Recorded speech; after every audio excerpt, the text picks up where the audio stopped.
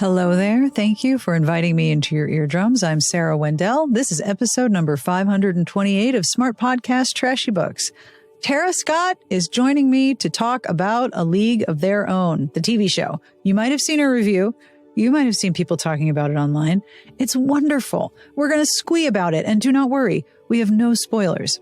We are going to take a few detours into queer rep and current media and the decision to decide to watch something if it's really pissing off the homophobes and the TERFs. But I do want to give you a heads up that at about 24 minutes in, we start discussing some of the consequences from inside the show A League of Their Own for being queer at that time. So if that's not something you can put in your eardrums, you might want to skip ahead about 2 minutes at about minute 24. Thank you to Fashionably Evil for making a surprise appearance in this episode, thanks to their comment on Tara's review. I also want to say hello and thank you to our Patreon community. Hello, you are lovely. Thank you so much for your support. I have started recording bonus episodes for the Patreon community, and we have big plans for this fall. Discord server, hangouts, swags, lots of fun stuff. So if you would like to support the show and keep the mayhem going and make sure that every episode has a transcript, hello, Garlic Knitter, please have a look at patreon.com/smartpitches. I want to offer a special hello and welcome to Sarah J, Kelly, Julie, and Kirsten, the newest members of the Patreon community. If you would like to join us, it would be lovely to have you. This episode is brought to you by Caraway Home. It is fall, and we are making all of our favorite and our fastest weeknight recipes because suddenly everyone is busy in the evenings.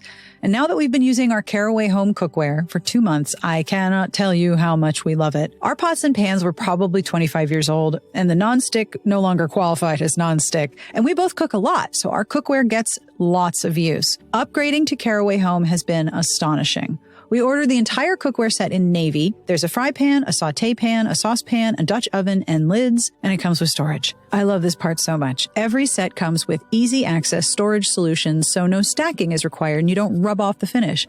There are little magnetic slots for each pan in the cabinet, and I love it. Now, I do like things that look nice, but I am also interested in food tasting good, and wow, I've noticed a difference in the speed of my cooking. The pans heat up quickly, they maintain heat evenly, the surface is ceramic, so it's very slick. I need minimal butter or oil, and cleanup is incredibly simple. And over 25,000 people have raved about their Caraway kitchen. You can try it for yourself. Visit carawayhome.com/Sarah to take advantage of this limited time offer for 10% off your next purchase. This deal is exclusive for our listeners. So visit carawayhome.com/Sarah or use code Sarah, SARAH, at checkout. Caraway, non-toxic cookware made modern. This episode is brought to you in part by Athletic Greens. If you are looking for an easy all-in-one supplement to start your day and you would like one that tastes good, who wouldn't? Take a look at Athletic Greens. I started taking Athletic Greens because it's easy. It contains everything I need and want in a supplement, and it's fast. And like I said, it tastes good. First thing in the morning, 1 scoop, cold water, and I'm done. And my stomach never gets upset, which is a big thing for me. It's also lifestyle friendly. Athletic Greens is vegan, dairy-free, gluten-free, and contains less than a gram of sugar with no GMOs. Athletic Greens has over 7,000 5-star reviews, and they're a climate-neutral certified company. It's great for travel, too. This is my favorite thing. Their convenient travel packs are so easy to bring along, especially if I'm changing time zones and I don't know when I'll be hungry or what food will be available. Right now, it's time to reclaim your health and arm your immune system with convenient daily nutrition. It's just 1 scoop in a cup of water every day. That's it. No need for a million different pills and supplements to look out for your health. To make it easy, Athletic Greens is going to give you a free 1-year supply of immune-supporting vitamin D and 5 free travel packs with your first purchase. All you have to do is visit athleticgreens.com/Sarah. Again, that's athleticgreens.com/Sarah to take ownership over your health and pick up the ultimate daily nutritional insurance. This episode is brought to you in part by Stamps.com. Yep, still not oversaying that. Now, I don't want to alarm you, but the holidays are coming. I know, it seems early, but if you're part of any crafting community, you probably have already seen the holiday sales, because if you want to make gifts, you got to start working on them now, right? And if you're thinking of getting ahead of holiday organization and preparing early for holiday mailing and shipping, Stamps.com has everything you need to make your life a whole lot easier. Stamps.com is the 24/7 post office you can access from anywhere. No lines, no traffic, no hassle. With Stamps.com, I get exclusive discounts and terrific rates on shipping from the Postal Service and UPS, and I never have to take time to go to the post office and wait in line. Stamps.com lets me print official postage right from my computer and saves me money and time, and I cannot think of two things I value more. It's easy, it's fast, it's streamlined. Shipping things is never stressful. Get ahead of the holiday chaos this year. Get started with Stamps.com today. Sign up with promo code SARAH for a special offer that includes a 4-week trial plus free postage and a free digital scale. No long-term commitments or contracts. Just go to Stamps.com, click the microphone at the top of the page, and enter code SARAH. We have a lot of show to talk about, and wow, do we love this show a lot. So if you've been curious or you've been watching, on with the podcast with my conversation with Tara Scott. Thank you, Tara, for doing this. Of course. Okay. This is my new thing that I'm very excited about. So I am talking to anybody who will listen to me about it. Okay. So real quick, introduce yourself. Tell people who will be listening who you are and all of the queer things you do. That's a long list. I know. Okay, I'm Tara Scott. I'm Tara. I am one of the staff writers at Smart Bitches Trashy Books, also the Lesbian Review. I have my own podcast called Queerly Recommended, where my co-host Chris Bryant, lesbian romance author, and I recommend all the queer books, TV shows, movies, video games. If it's going in our eyeballs or our ears, you're going to hear about it. Fabulous. Unless it sucks. We won't talk about if it sucks. You know what just occurred to me, and I'm going to say this on a recording so that I don't forget. I should connect you with the two people who do This Lesbian Shit is Intense, the podcast. I've never heard of this podcast. That sounds great. Well, I think, they had to change their name because iTunes didn't like shit. I had changed my name of my podcast originally because iTunes is a buttnoid. This it sure is. Shit is intense. What is the new name of the podcast? It's TLSII, which works, but it's a great podcast basically about lesbian ships. And I feel so bad for them because they had the whole cast of First Kill on their show and different people, and the show got canceled.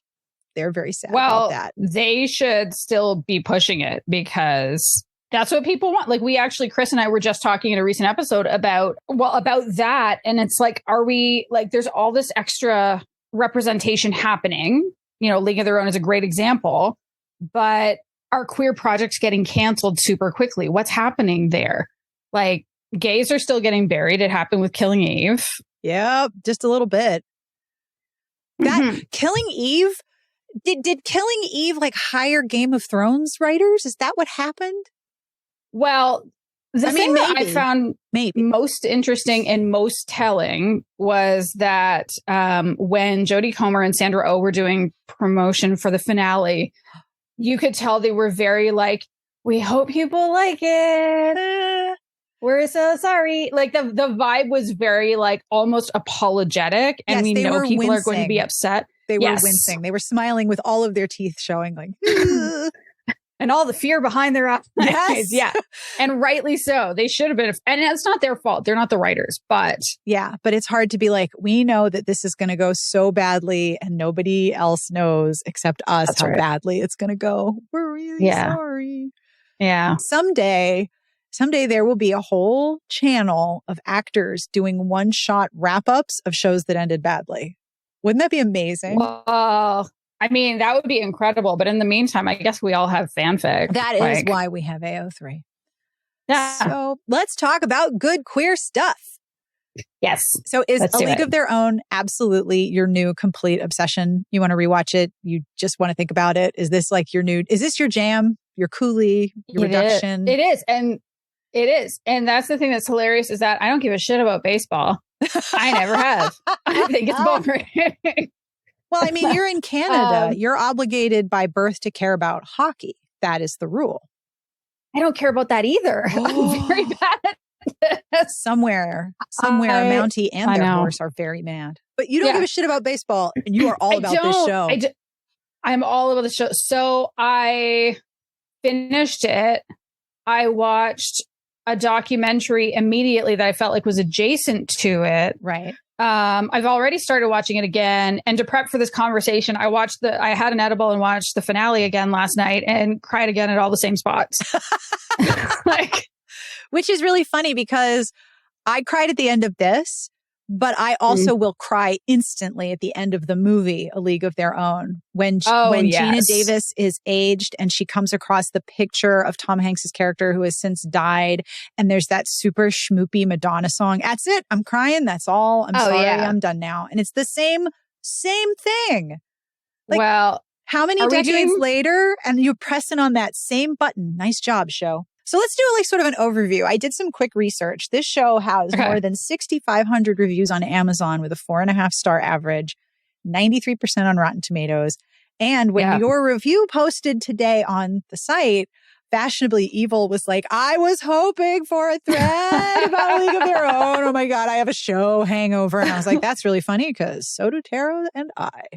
Oh my goodness. Well, and the thing that was really unfortunate and what actually got me to watch it in the first place, because like I say in the intro of my review, I wasn't going to watch it. Like the movie was so perfect. How could a TV show also be perfect? And I mean, it was a couple of factors.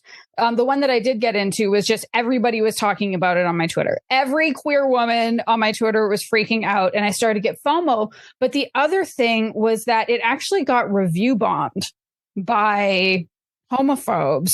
Oh, yeah, that's always a good indication. Like, wait a minute, maybe I need to go check this out if you hate it that much. Exactly. They hated it so much. They called it, woke and talking about all the gay representation. They hated the Black representation. And I was like, fuck you. I'm going to watch this now. This is like the reverse of all of those reviews that say this book had too much sex. Oh, really? That's right. Pissed off the homophobes and the TERFs. Oh, well, sign me right up. Yes. Oh, it was the best. When did you finish? Couple of days ago, cried my eyes out, absolutely sobbed. It was terrible. How can you not? It's such a good ride. And I feel like it does everything right except the lighting, which I'm sorry, but I am on Roxane Gay's bandwagon about everything is filmed too damn dark right now. Yes. Everything. It's like there were certain scenes I was like, what the fuck is happening right now? There's the one spoiler, which I mean, I also gave in my review because people need to know. The end of episode 6, there's a raid of a gay bar. Yes. But then there's this like right after that is kind of a crucial moment as a couple of them have ducked into a movie theater and I'm squinting and I'm like, what's happening in this theater right now? I had to like back it up and change the settings. Yeah. So I could actually see what was happening. That's truly my only complaint is the lighting, but everything worked for me. And then I went way, way, way down the rabbit hole of like all the interviews. What were the panels? What were the Instagram live conversations? Like, what did everyone say about this show? Yes. And the thing I found the most fascinating, because you mentioned all of the people on your Twitter feed just absolutely freaking the fuck out. I saw something similar with Our Flag Means Death, where the longer it went on, the more queer media people were like, okay, I'm cautiously optimistic that this might be okay. Wait, okay, I'm even more optimistic. Okay, hang on, this is so fucking queer. And if it ends on a high note, everybody, and really it was until the show ended, that's when people were like, you are now safe to enter the water. Go and enjoy this wonderful, happy, queer, weird content. It's amazing. It was almost like a lot of people vetted that show before they were like, you have to. No, this is great. Go ahead. And the same thing with A League of Their Own. The minute people were like, nope, it's good. Like, oh, really? Ooh. Because the trick is, like you said, it's historical. History has not exactly been kind to the queers and the lesbians. This is right in the middle of when it was illegal to be gay. That's right. I think my favorite thing about this show is the fact that in the movie A League of Their Own, there is a scene where a Black woman outside the field throws a ball at Gina Davis, and Gina Davis is like way over yonder and catches it and is like, holy shit, that woman has an arm. And it's, what would you say, 25 seconds of footage? It is not a long scene. Yeah. This show makes a whole plot out of that one person's moment, and it's so good. That's my favorite part. Like I appreciate Carson. I love the characters around Carson even more. Yeah. Yes.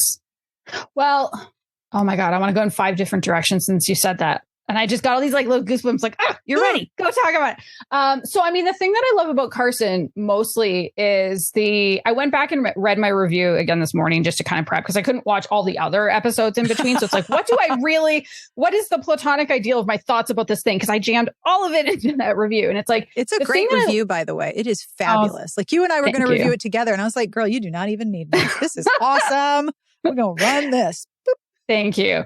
So the thing that I love about Carson is that it shows someone who doesn't know how to make choices for her life and then starts making choices again and again and again. And every choice centers herself in a way that, again, if we're talking about the 1940s, like not only was it illegal to be gay, but also women couldn't do anything. They couldn't open their own bank accounts. Nope. They couldn't, they could vote. That's kind of about all that they had. So to see this woman at that time who's like, no, I choose me. Yep. I want baseball. I want Greta Gill. And which, like, girl, who doesn't want Greta Gill? I get it. It's fine. You have great taste, Carson. I get it. Very great taste. But also I do agree with you. Like I found as a queer person, I found it really heartening that they said, okay, we're not just going to make this movie again. We're going to go back to that original of the All-American Girls Baseball League. Yeah. There are untold stories there. Guess what? There were a bunch of lesbians in the league. We couldn't show it. They wouldn't have been able to talk about it at the time. And even so, when I referenced a documentary earlier, if anybody wants to see it, I'm going to talk very slowly because I can't remember the name of it. And I'm looking it up so cleverly. It's called A Secret Love. It's on Netflix and it's about Terry Donahue and her partner, Pat Henschel. Terry Donahue was in the All-American Girls League. Yeah. It's believed that she probably inspired one or multiple characters in a league of their own. They only came out to their family when they were in their 90s. Isn't that amazing? Or like late 80s. That's right. And even if you look at like during the promo for this show, Maybelle Blair, she was a player who consulted on the show. She finally came out at 95, which is like incredible. Mind blowing. Incredible. And I know there were some people who were kind of upset about the bar raid, that it was included. And for me, I felt like it was really important to show at least one of like, what are the actual consequences? Yeah. That happen. It was hard to see that, Joe was beaten up and that the police clearly took her in. And again, like, I don't mind spoiling all that because I think for queer listeners, it's important to understand like how bad that gets. Like I got somebody to spoil it entirely for me. I was like, I need to know, is there sexual assault? Are any gays buried? Like what is happening there? And they gave me the warning. Fashionably Evil said in their comment that they watched with their 10-year-old who watches Marvel and watches violence. And they found the bar raid deeply upsetting because these people were being attacked for being gay. And that was so incredibly upsetting for this child. And I get it. And one of the things that I love about the efficiency of this show is I love efficient visual storytelling. Like it's just like, I get it. I love it. It's so great.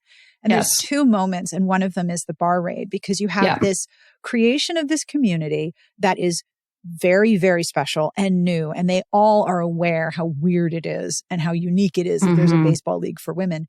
And I mean, that was a big deal.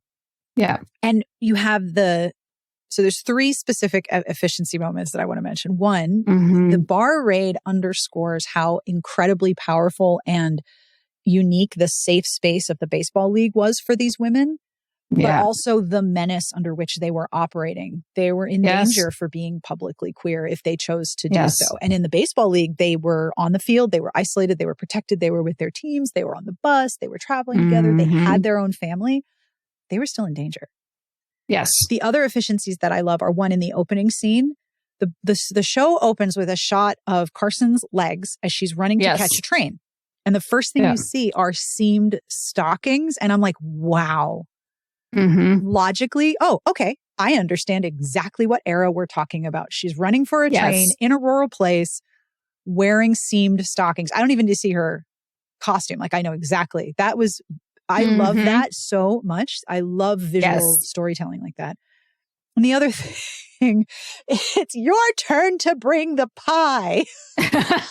She's trying to get on a train and this woman is standing with her husband. Like, first of all, she's running for the train and her shirts, her blouse has come open. So her bra is just hanging out. She doesn't know. Oh, yes. Who amongst us has not had a bra out without realizing it? Right. I mean, it happens. Truly. So this woman is standing with her husband and she's like, well, I'm going to see you at choir practice. It's your turn to bring the pie. And Carson's like, absolutely, yes, I will be there. She's, spoiler alert, getting on a train. I know. I love that so much. I was watching that again last week. I will bring your pie. Fuck your pie. Yeah. But what that does is it underscores that during the war, she's been on her own. She hasn't had her husband around. She has been in charge of herself within the socially safe arena of being somebody's wife. So she's not a woman running around on her own. Yes. But she's choosing to not go back to having her husband in her home because she's just found out. This is not a spoiler. This is all the first episode. That her husband's coming home. And so she's at this very pivotal moment of, do I just sort of wait and have him integrate back in my life and take this role that I don't necessarily want? Or do I go do what I want and run for this train and basically be like, you can deal with your own pie worries, lady. I'm out of here. It was incredible. I love that. Like, I loved that her catalyst was the thing that is actually one of the things that was supposed to be bringing the most joy at the time in a lot of families. Obviously not every family. Families are complicated, but like so many families would have been thrilled. So many wives would have been thrilled to get that letter. And for her, she's like, I'm fucking off to, I got to go do some baseball. Yeah. I have some tryouts. I feel like this is important. And then it's like, she discovers that she is good enough at baseball, but she also discovers herself, who she is, what she needs, what it's like to be in a true community, because even the short interaction she has with her sister, it's like, she doesn't really have community where she's at. I don't get the sense that anyone really gets her. Like, I think her husband gets her to a certain extent, but no one really gets her. She's on her own until she is here. And so that's the, like, it's so, and she is queer too, but again, it's that whole, the found family thing is so strong in this. Yeah. And I love that so much. Like the way you see all the queer characters kind of gravitate towards each other over the course of the series. Yes. Gaydar is not necessarily an external thing. Often it's a tractor beam. Yeah. And it's also the idea that instead of having to play act this role of happy rural farm wife, she's like, I don't want to play that role anymore. I don't want to pretend to be that. I want to be who I actually am. And when it's that far away from the role that you're expected to play, like the person who's yelling at her about bringing pie to choir practice doesn't ask her once, where are you going? And why do you have a baseball bat? Like it never occurs to her to ask, what are you doing? It's, you better fulfill your roles that you're supposed to be in. And if you don't, you're in trouble. Like, okay. Doesn't even care enough to say your bra is showing. Yeah. And she's like, God, did you see her bra was out? Like, I have stopped total strangers at RWA. Like, there was a woman who's carrying a bunch of boxes and her dress had shifted. And I just walked in front of her. I'm like, hi, just give me a second. Okay, proceed. And she's like, oh my God, thank you. Like, you don't know if her tits are out sometimes. It happens. No. But this bitch. Oh, she's like, doesn't say anything. Did you see her bra? And her husband's like, hateful. No. He doesn't know the right answer. So moving on from Carson. Well trained. Who is so who is your absolute favorite character or characters in this one? Can you pick? Nope, you can't pick. Oh my God. Rude. Y'all, the eye roll. Yes, I can, but also rude. The eye roll that Tara just gave me. That was a neck roll even. Yeah, that was a whole head. That was an expression of great derision that I dare ask that Tara narrow down. Okay, if I absolutely have to narrow it down, it's Clance, actually. So that's Max's best friend. And I just love Clance. She's a gigantic nerd. She not only reads comics, but creates her own comics when her husband goes off to war. They are the sweetest couple ever. She is funny. She is smart. She does... much like Max, actually, she does kind of what it takes to achieve whatever means she needs, but with integrity and with kindness. And she's fabulous. I really, I love her. And even like when Max says, look, my Uncle Bertie is not weird, because that's like, people are going to find out there's this character who's a trans man who is Max's uncle. And everybody still thinks of Bertie as Max's aunt. And that's not the case. Clance she doesn't say anything. There is no bad reaction when Max says, I'm going to be spending more time with Bertie. And you just kind of need to deal with it. This is a time when, people who were considered sexual deviants or inverts, I think invert was the term that they used, I guess, to trace it, sort of like to trace this moment back to the bar scene, because the bar raid is the potential consequence for every queer person in this show. Yes. It's kind of the one thing they're showing. There's like little bits of casual homophobia here and there, like inverts being talked about and whatever. But there were a few potential really terrible consequences that could happen. Yeah. And one of them is, you can be arrested. And if you are arrested, your name will be published in the paper. Yep. That was a thing. People lost families, they lost jobs, their lives, whatever.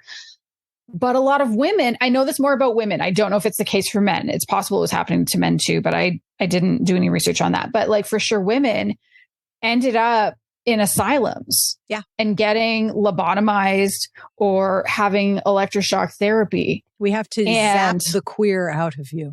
Yeah. That's right. Yeah. It was terrible. And so to see, for me, I did two characters. Sorry. You can't constrain me to one. I figured that would be the case. Getting to see Bertie not only living his truth, but thriving. He had a beautiful life. He had community. They have that party. Like, I love their house party. Where it's nothing but Black queer people. So good. The entire show has so many moments where a character or characters realize, oh, hold up, I'm safe here. Yes. I have found a safe place here. Among these people, I am safe. In this location, I am safe. In this baseball league, I am safe. I am surrounded by people who keep me safe. Yes. So you also did research on baseball, and you don't like baseball. No, I didn't do research on all of baseball. Most of the history I know from watching the original film. That, to me, like, that's kind of the historical text. And I will say, Madonna's best role, by the way. Madonna's best theater role is League of Their Own. That's probably true. Although I haven't seen any film with Madonna in it for a very long time. I was going to try to watch this film again, and then, life happened. That's probably true. I mean, my favorite scene in the movie, girl couldn't have been very good. Yeah. My favorite thing about the movie, by the way, is the idea that Madonna and Rosie O'Donnell were really good friends at that time, and they did all their press together, and they low-key play their relationship in the movie as if they are together. Yes. But then Madonna is teaching one of the girls who is illiterate how to read by having her read a very sexy romance novel. Like, that scene was made for me. Yes. So tell me what you learned. So I think I wouldn't even say it was the show that inspired me to dig into it as much as the press. So again, reading that about Maybelle Blair. Yeah. And then the other thing that stood out to me was I did grab a quote. So Shantae Adams plays Max, and she had a photo of her, Abby Jacobson, who plays Carson, Maybelle Blair, and another woman, Billie Harris. And so I was like, well, this is kind of cool. And I'm reading the caption, and she said, I've been on this project for 3 years, but last week meeting Billie was the first time I met a Black ball player from their generation. After watching the first 2 episodes, she grabbed my hands and said, Max went through what I went through. I'm so happy folks get to see now. And then finding out, so that was the thing that I didn't know and that I was so surprised about. Like, I felt like I knew a little bit about the All-American Girls League. So I was mostly looking into like, oh, okay, it was the Wrigley's son who founded it. That was kind of cool. I didn't know a lot about Wrigley's. Again, I don't follow baseball, so I didn't realize that. Oh yeah, they were the founders of the Cubs. They were all that. And then reading about, there are 5 players from the All-American Girls League that we know for sure were lesbians. One of them was Terry Donahue, like I said, and you can go and watch her story. And her story, it's really interesting because it's kind of biographical and talks about how Terry and Pat grow up and how they end up meeting each other later. And it gets into the baseball, but also like you see them go for dinner with these 2 gay men who are clearly some of their family, like their other family. And there's definitely some sad stuff because we're talking about like nonagenarians. Somebody's dying soon. Yeah. You just know, like it's in for a sad time, and it's like them moving kind of from their home to their to an assisted living and that sort of stuff. But really kind of shows how they lived in a way to keep it a secret for a long time. So you can imagine that's not that far off from a lot of what these women would have done in a league of their own. But where I got really interested was there were 3 women who played in the Negro Leagues because they were not even allowed to try out for the All-American Girls League. They were turned away. Mamie Johnson and her friend went to one of the tryouts and they were sent away, which is a lot like what happened to Max. And so she ended up signing with the Indianapolis Clowns. She joined them in 1955. I know, right? I don't know how baseball team names got made, but I mean, it was the 40s. That name could have been a lot worse. There are a lot of terrible team names running around. Yeah, that's true. That's true. She was on the same team as Connie Morgan. And so they were the second and third women to play professionally in the Negro Leagues. And the first woman was Toni Stone. She played for them in 1953 and for another team in 1954. And so for me, the thing that was so brilliant was it was almost like when I read that quote, I was like, oh shit. And then I went back and thought about it more. And it's like, we really do see Max carve a path. It's like, okay, I want to play baseball. And it's like, okay, well, the women's team won't let me. Maybe I'll try for my local men's team, which it's not even like a major leagues team. No, it's just like my beer league, basically.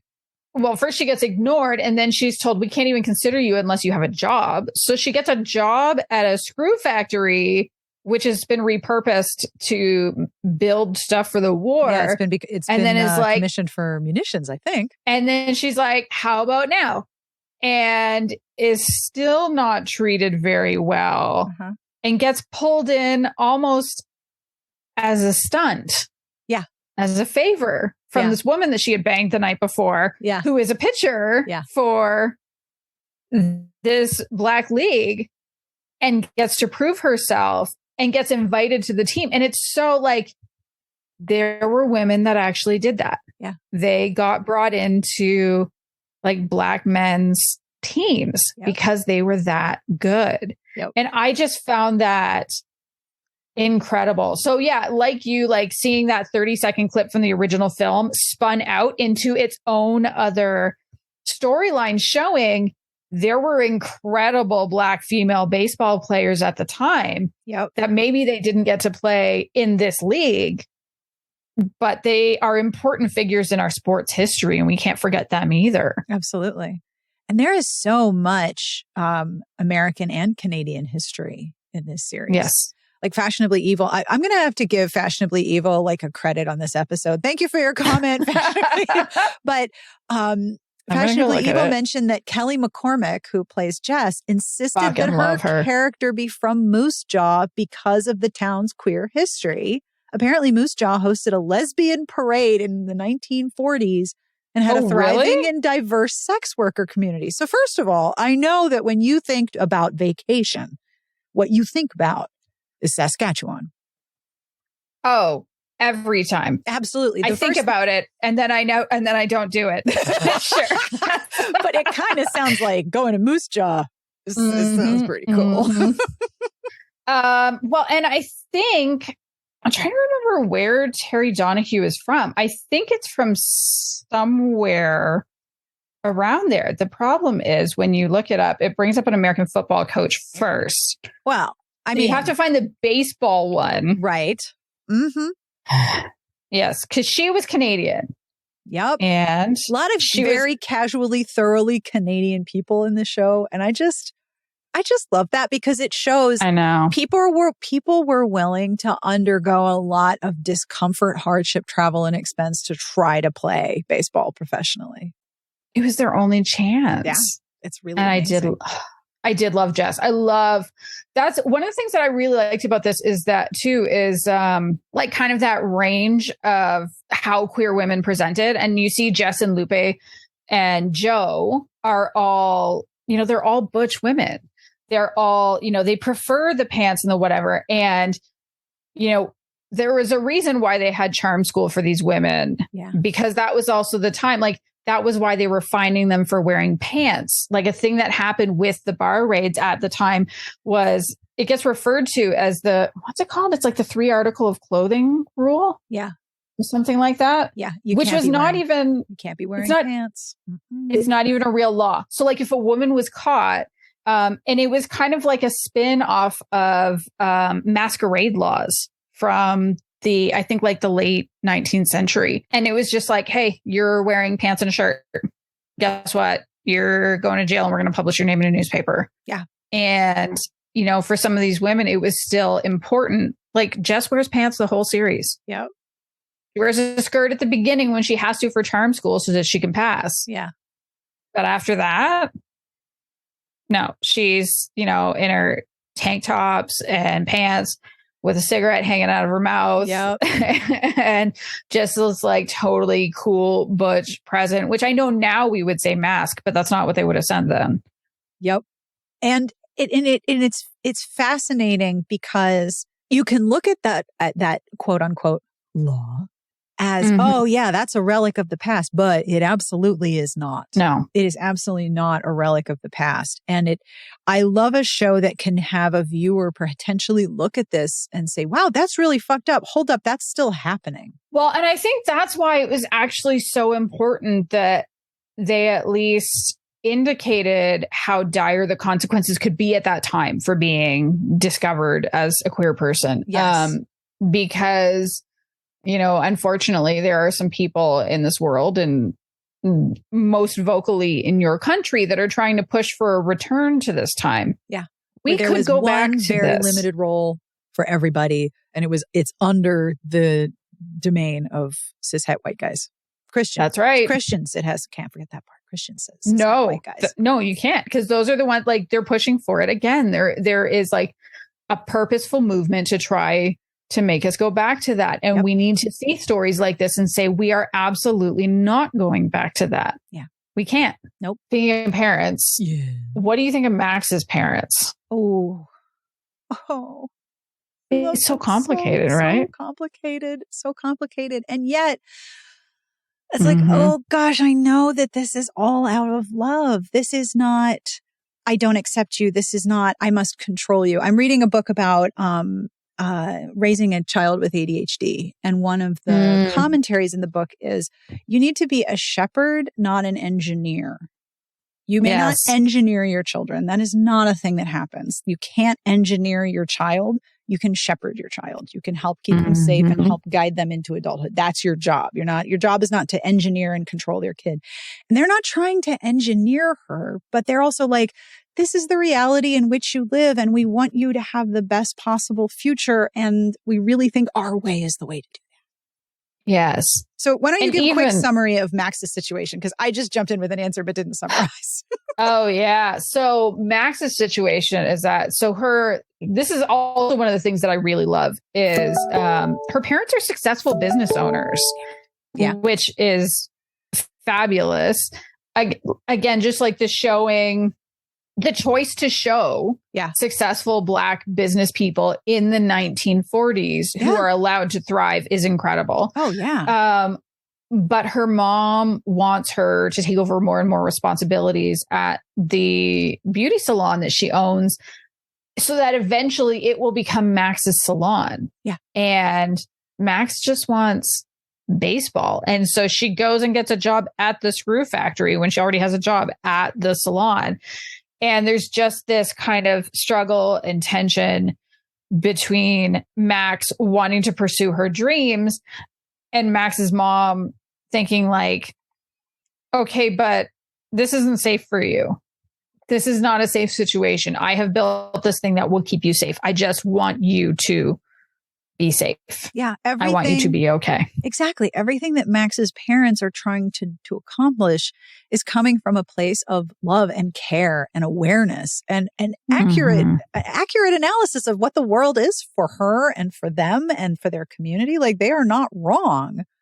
Mm-mm. And it's really hard to, it's a very thoughtful and more nuanced version of, well, my kid wants to be a rock star. Yes. And okay, the chances of that actually happening are really, really low. But what if you are that one that is going to succeed? What if you are the one who's going to be a baseball catcher? What if that actually happens? But like, my kid wants to be a rock star with layers on top of that. Yes. You know, they are from multiple marginalized groups. Yes, exactly. In a time when it's not safe to be in any of those marginalized groups, they have multiple on top of each other. Okay, how do I keep this child safe in this world? Make sure she can feed herself. Yeah. Make sure she's as protected as can. I mean, the store is kind of only protected as much as it can be. Yeah. But like, there's still kind of this, it's as close to a nest that her mom can keep her in. Yep. And I understand that instinct completely. I absolutely get it. Like, my older child absolutely wants to be a musician. And I will be the first to tell you they are very, very talented. But I regularly remind them, it's totally okay to have like a job between 9 and 5 and then spend all your time and energy doing the thing that you love, especially if you have a job that doesn't completely deplete you inside. Yes. You might need to have a job. Like, my dream growing up was book editing. And guess what? That doesn't pay a lot of money. You don't say. It doesn't pay a lot. So I have one author I do it for. I do the reviewing and the recommending to stay connected to books. And I work a job. I love my job, but like, my job pays for everything else. Exactly. Adulthood looks like a lot of different things. Mm-hmm. So if anyone hasn't watched this, if anyone is like, oh, I haven't watched this yet, I was thinking about it. Why should someone watch A League of Their Own? How will they feel when they finish it, aside from needing a little box of tissues? It'll make you cry. It's very poignant and beautiful. And it's just all the happy cry feels. I think that's it. If you want to see something, for me, it felt safe and pure to watch. And yes, you see a little bit of the ugliness in the world at the time, enough to remember, oh yeah, that happened. We don't want to go back there. Yeah. But mostly just have like joy and support. And yes, there are complicated things, but the thing for me more than anything is just this show has so much heart. And I will always show up for a project that has that. To me, it's the anti Game of Thrones. Game of Thrones did not have heart. There's joy and love and heart. You can tell that everyone who made it loves it. Isn't that great? And that it's a passion project. Yes. And I feel like when those happen, when they get it right, it just makes everything better. Yeah. It's like watching Letterkenny. You can tell you guys are having a real good time making this, aren't you? You guys are having a really good time. Yes. Or Schitt's Creek or The Good Place. Yeah, absolutely. Canada? What's going on up there? Are y'all just wandering around, just being happy all the time? Oh no, someone told you? Shit. The secret got out. God damn it. It's in the Nanaimo bars, isn't it? Mm-hmm. Yeah, thought so. Oh fuck, now I want a Nanaimo bar. Very problematic. I haven't had one in a while. Tara, where can people find you if they want to talk to you about all of the things A League of Their Own? Where can they find you? You can find me on Twitter at Tara MD Scott. You can message me through the Queerly Recommended website. I'm sorry, please do not add me on Facebook or Instagram because those are family accounts. And I stupidly set up all my socials with the same handle. Yes, I understand this problem. Out here on the internet with my own name. Thank you so much for coming to Squee about this show with me. Thank you for inviting me. Oh my gosh. It's such a good show. Go watch it. And that brings us to the end of this week's episode. Are you watching A League of Their Own? Have you already watched it? Do you want to talk about it? We want to talk about it with you. I will link in the show notes to Tara's review, and you can always tweet at us, and you can email me at sbj. I should get this right. sbjpodcast@gmail.com. I love hearing from you, and I would love to hear what you've been thinking about this show. It is just so good. It is such a warm hug. As always, I end with a terrible joke, and this week is no exception. Are you ready? Why should you always meet a first date at the gym? Give up? Why should you always meet a first date at the gym? Because then you know you're going to work out. You know you're going to work out. You're going to work out. That's so silly. And yet I'm still laughing. This is from Monarch on Reddit. I don't know which one, but thank you, Monarch on Reddit. Workout. On behalf of everyone here, we wish you a fabulous weekend with the very best of reading, and we will see you back here next week.